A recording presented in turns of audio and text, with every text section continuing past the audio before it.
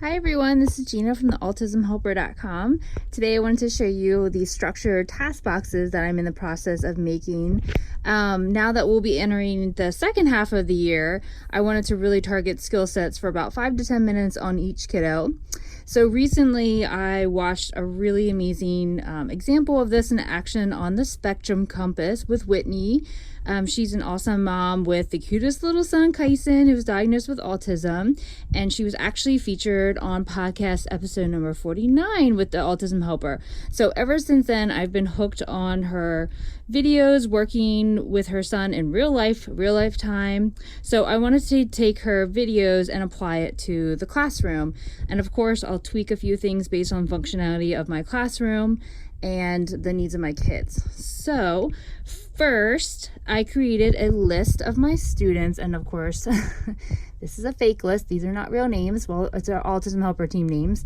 So what I look for is I go through all the IEP goals and I make just a general list of skill sets. So identical matching, colors, puzzles, the hear, see, touch programs with nouns, just a vague kind of overall arching list of skills. And then I rate the students under those skill lists of who's working on that skill so that I can easily group them with the materials that I have.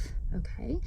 And then next is setting up the boxes. So of course, in a classroom, you may have a ton of storage room. You may not. For me, I do not have a ton of storage room. So obviously having 3 boxes or 2 boxes per student it wouldn't work. I don't have enough room. So I am going to create either a binder or just one drawer that houses all the different materials and then just pull them out as I need them. So I have 3 little boxes right here.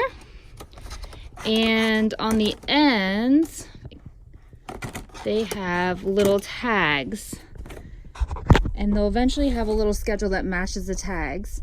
And in the videos, they use, shapes and different symbols. However, I think you can use whatever you want that's appealing to your students. So for my little guys, they might think these pictures are more exciting to look at, or I might also use like Minnie Mouse or princesses or Peppa Pig or whatever is age appropriate in order to match on their schedule, so that you can say, what do you want to work on first? Do you want to work on the crab, the little girl, or the flower, and have them pick.